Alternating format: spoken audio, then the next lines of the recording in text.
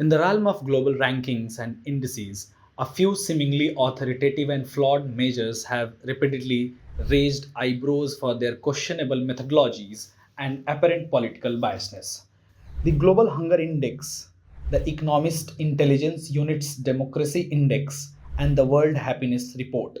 These rankings, often touted as objective assessment of countries' performance, are nothing more than sophisticated propagandas tools that rely more on perception and selective data than on comprehensive scientific analysis.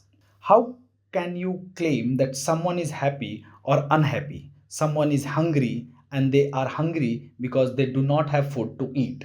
In India, people do fast due to religious and cultural practices.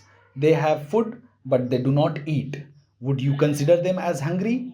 The article will look into the flaws and irregularities of these indices and how the institutions that release these reports work as a tool for Western countries to make perceptions about them. The Global Hunger Index, a recipe for misinformation. Let's begin with the Global Hunger Index, a report that claims to measure hunger and malnutrition across countries but needs more credible scientific standards. The most glaring issue is its methodology, which is nothing sort of pseudoscience.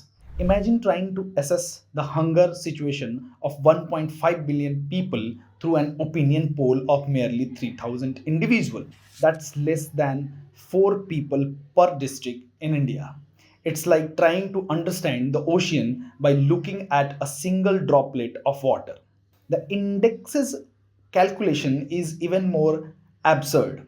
A staggering 75% of its parameters are related to child health, making its name Global Hunger Index a misnomer.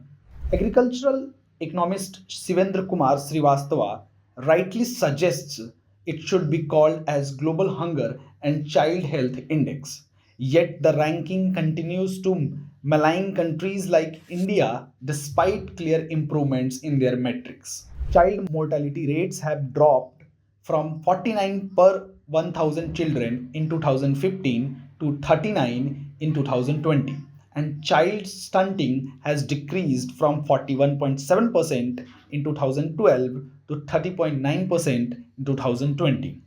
What's more concerning is the funding of the sources behind these rankings.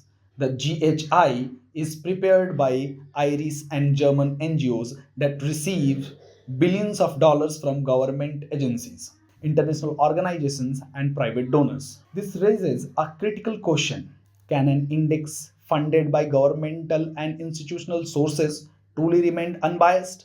The financial strings attached to these organizations suggest a potential agenda that goes beyond more data collection. The most ridiculous aspect of the GHI is its measurement of undernourishment, a critical 33.3% of the total ranking, which is based entirely on an opinion poll. The poll's questions are designed to elicit emotional responses rather than factual information, with no mechanism to verify the truthfulness of responses. It's a classic case of creating a narrative rather than measuring reality. In 2022, India was ranked 107 out of 129 countries in the index report, which was below Bangladesh, Pakistan, and Sri Lanka. This is absurd. How a country like Pakistan can be placed above India? We have seen people of Pakistan fighting for flour on the street. The whole world has seen people in Pakistan bringing domestic gas in balloons because they are not able to afford a whole gas cylinder. On the other hand, India has provided food and medicine to other countries during the pandemic. When the Russia Ukraine war started, the world was facing acute shortages of wheat. India saved nearly half of the world with its wheat during the crisis, and the GHI put India in 107th place in that year, which exposed their clear biasness and propaganda. Democracy Index, when perceptions trumps reality. The Economist Intelligence Unit's Democracy Index is cut from the same problematic cloth. This ranking claims to measure democratic functioning but relies on subjective questionnaire answered by anonymous experts. The methodology is so opaque that even the identity of these experts remains a mystery. Peter Tusker, an investment analyst, aptly described this as a black box where nobody knows who these experts are or what credentials they possess. The democracy ranking completely sidesteps objective measure of democracy.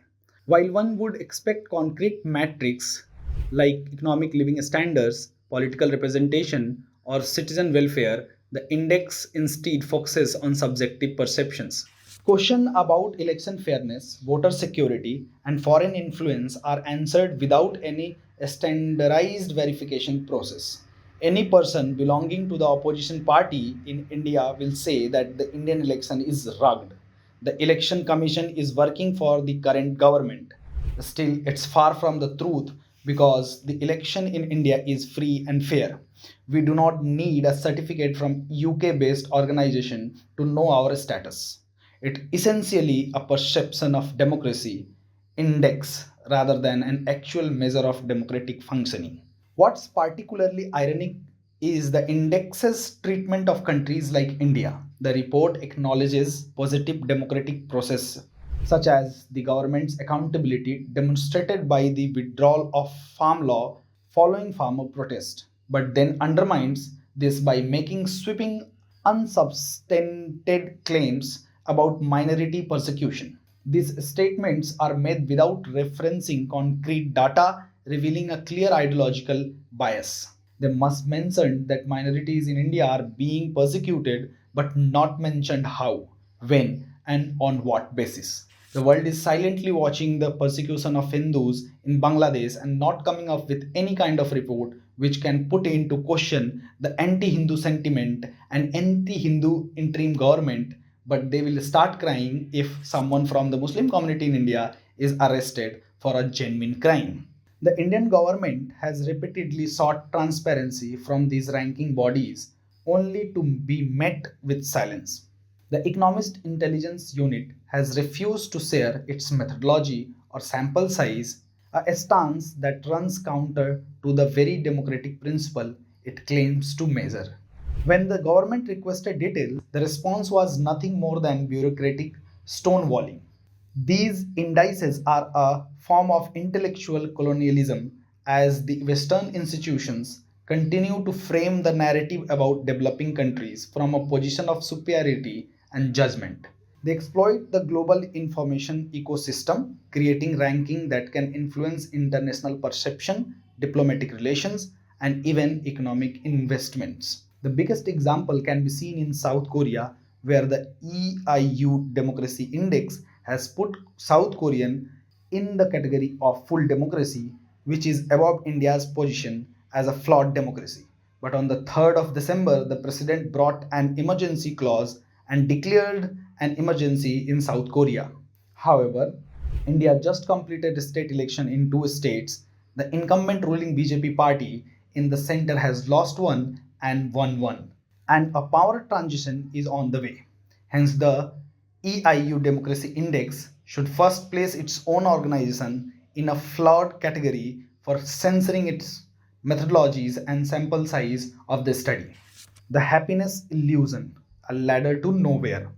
The next in the series is the World Happiness Report. Imagine trying to measure how happy you are by asking you to place yourself on a ladder. Sounds ridiculous, right? Well, that's exactly what the World Happiness Report does. And it's about as scientific as measuring your intelligence with a paper clip. These so called expert thinks they can boil down human happiness to a single number, but they are missing the entire point of what makes life meaningful.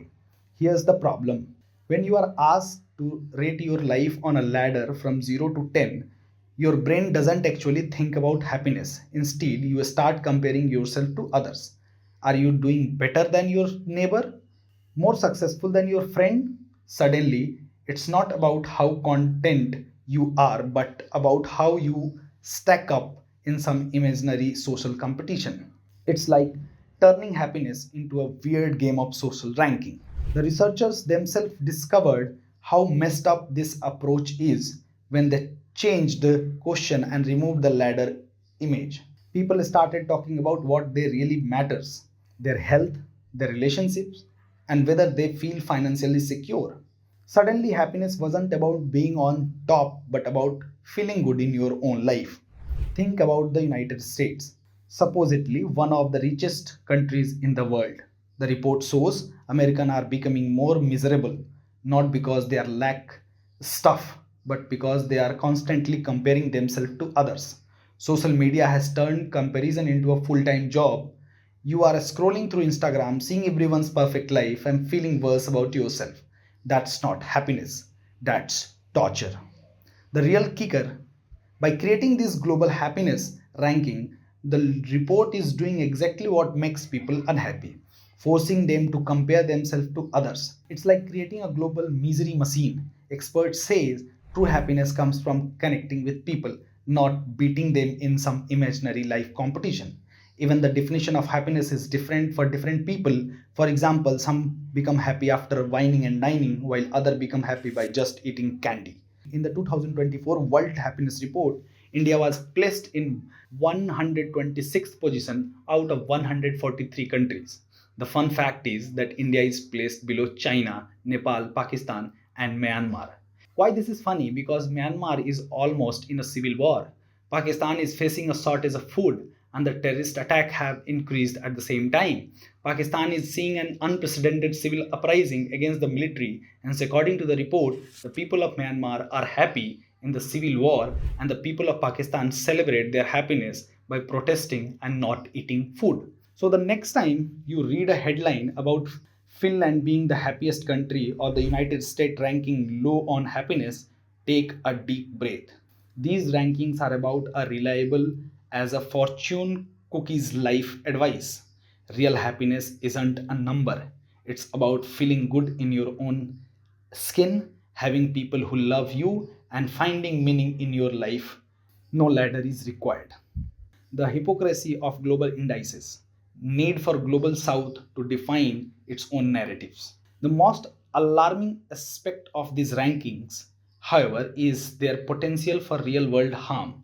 By relentlessly portraying countries like India in a certain light, they can affect investor confidence, international reputation, and even internal political discourse. Opposition parties and certain media outlets gleefully deploy these rankings without critically examining their methodologies. What makes these indices particularly insidious is their veneer of academic credibility. They use complex statistical language, employ seemingly sophisticated methodologies, and come from organizations with global recognition. This makes them appear objective and trustworthy to the casual observer when in reality they are deeply flawed instruments of propaganda. It's time we call out this global ranking system for what they truly are, tools of soft power that serve geopolitical and economic interests rather than providing genuine objective assessment. A true understanding of country's performance requires nuanced, comprehensive analysis and goes beyond simplistic scoring system and acronyms expert opinions. Developing nations, particularly those in the global south, must develop their own robust methodological frameworks for self assessment. We cannot continue to be judged by metrics designed by institutions that fundamentally do not understand our complex socio-economic realities. The Global Hunger Index, Democracy Index, and World Happiness Index are not mirrors reflecting reality, they are fun houses mirror distorting truth to suit a predetermined narrative. Until this ranking system embraces true transparency, scientific rigor, and genuine objectivity, they should be viewed not as authoritative assessments but as sophisticated pieces of geopolitical fictions.